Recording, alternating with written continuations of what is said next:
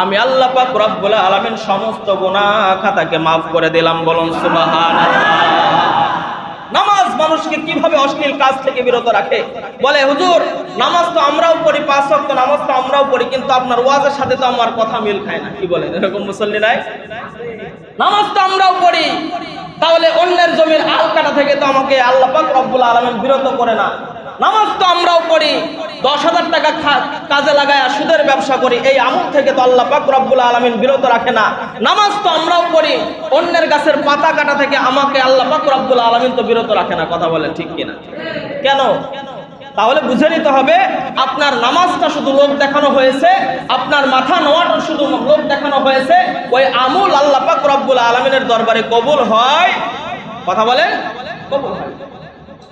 আপনার নামাজ যদি কবুল হইতো তাহলে ওই নামাজি বান্দা কখনো ছোট ভাই হয়ে বড় ভাইকে কষ্ট দিতে পারতো না। কথা বলেন ঠিক কিনা? নামাজ যদি কবুল হইতো তাহলে বড় ভাইয়ের জমিন ছোট ভাই গোপনে লিখে নিতে পারতো না। কথা বলেন ঠিক কিনা? বুঝে নিতে হবে আপনার নামাজটা নামাজের মতো হয় নাই।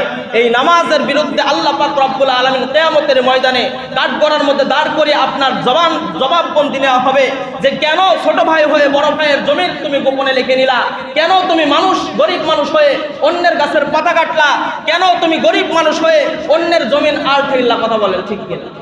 এই সমস্ত জবাব কিয়ামতের ময়দানে দিতে হবে। যাই হোক ভাই দোস্তার বুজুর্গ, আল্লাহ পাক রব্বুল আলামিন যেহেতু আমাদের সুস্পষ্ট একটা জবান দিয়েছে, আল্লাহ পাক রব্বুল আলামিন কার্যকর করার জন্য 2টা হাত দিয়েছে, আল্লাহ পাক রব্বুল আলামিন সত্য মিথ্যা যাচাই করার জন্য আমাদের ব্রেন দিয়েছে, আল্লাহ পাক রব্বুল আলামিন সুস্পষ্ট দেখার জন্য 2টা চোখ দিয়েছে। যেহেতু আল্লাহ পাক রব্বুল আলামিন পরিপূর্ণ নিয়ামতকে আল্লাহ পাক রব্বুল আলামিন দিল, তাহলে এই সমস্ত নিয়ামত পাওয়ার পরে শুকরিয়া আদায় করার দরকার আছে কিনা ভাই বলেন? কথা বলেন, অবশ্যই আছে। শুকরিয়া আদায় করতে হবে বেশি বেশি। আমি আপনি মুসলমান, আমাকে আপনাকে শয়তান তো ওয়াসওয়াসা দিবে। পূর্বের জামানার নবীদেরকে ওয়াসওয়াসা দিয়েছে, পূর্বের জামানার সাহাবীদের মধ্যেও শয়তান ওয়াসওয়াসা দিয়েছে। কথা বলেন ঠিক কি? কিন্তু এই ওয়াসওয়াসাকে পিছ ফেলিয়ে, এই ওয়াসওয়াসাকে বাদ দিয়ে যে সমস্ত বান্দা আল্লাহ এবং আল্লাহর রাসূলকে খুশি এবং রাজি করার উদ্দেশ্যে আমল করবে, কিয়ামতের ময়দানে তাদের মর্যাদা সবথেকে বেশি হবে। বলুন সুবহানাল্লাহ। শয়তান পূর্বের জামানা থেকে ওয়াসওয়াসা দেয়। হযরত আদম এবং হাওয়ার ঘটনা সবাই জানেন। ছোট্ট করে আমি একটা উদাহরণ দিই। এই শয়তান যখন আদম এবং হাওয়াকে ওয়াসওয়াসা দিতে শুরু করলো না, এই জান্নাতের মধ্যে আল্লাহ পাক রব্বুল আলামিন যেই কথা আপনাকে নিষেধ করেছে ওই কথা মানা যাবে না। কেন মানা যাবে না? বলে যেই কাজের মধ্যে নিষেধ করা হয় মানুষের চরিত্র হলো ওই কাজটাই আগে করা। কথা বলেন ঠিক কিনা?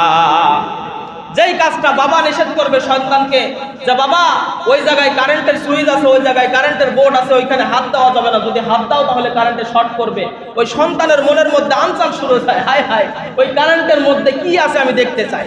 যাই আর লোকটা দিয়েছে, শর্ট করে একটা ঠাস করে পড়েছে। তো মুমিনের চরিত্র হলো, মানুষের চরিত্র হলো যে যে সমস্ত কাজ তাকে করতে নিষেধ করা হয় ওই কাজই করার জন্য তার মনের মধ্যে আনচান শুরু হয়েছে। হযরত আদম আলাইহিস সালামকে আল্লাহ পাক রব্বুল আলামিন একটা আদেশ জারি করে দিয়েছিল, অমুক গাছের নিকটবর্তী হবে না, অমুক গাছের ফলটা খাবে না। শয়তান ওয়াসওয়াসা দিয়েছে, ওই গাছের ফলটা খেয়ে ফেলছে। আল্লাহ পাক রব্বুল আলামিন শিক্ষা দেওয়ার উদ্দেশ্যে রাগান্বিত অবস্থায় জান্নাত থেকে বের করে দুনিয়ার জমিনে পাঠায় দিয়েছে।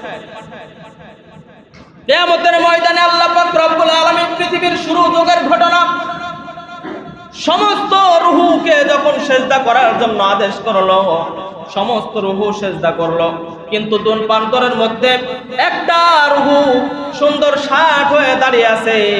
বলে তুমি সিজদা করো না কেন? বলে আপনি যাকে সিজদা করেছেন সে তো হযরত আদম, মাটির তৈরি, কিন্তু আল্লাহ পাক রব্বুল আলামিন আপনি তো আমাকে ভালোবেসে মহব্বত করে আগুন দিয়ে তৈরি করেছেন, আমি তো ফেরেশতা, তাহলে ফেরেশতা হয়ে কিভাবে মাটির তৈরি রূহকে আমি সিজদা করব না? এই কাজ করা যাবে না। আল্লাহ পাক রব্বুল আলামিন ওই রূহুর উপরে একেবারে এমন অসন্তুষ্ট হয়ে গেছে, সঙ্গে সঙ্গে বিতাড়িত করে দিয়েছে। বলে আমি বিতাড়িত হতে চাই। আর সেই দিন থেকেই আল্লাহ পাক রব্বুল আলামিন তাকে শয়তান নামে আখ্যায়িত করে দিয়েছে। বলে শয়তান তুই আমার কাছ থেকে দূর হয়ে যা। আল্লাহ পাক রব্বুল আলামিনকে শয়তান ডাক দিয়ে বলতেছিলেন, আল্লাহ এই মুহূর্তে আপনার কাছ থেকে আমি বিতাড়িত হতে চাই, বিতাড়িত হয়ে যাব, চলে যাব, তবে আমাকে 4টা বিষয় দেওয়া হবে, 4টা বস্তু দেওয়া হবে। কথা বলেন কয়টা বস্তু? চারটা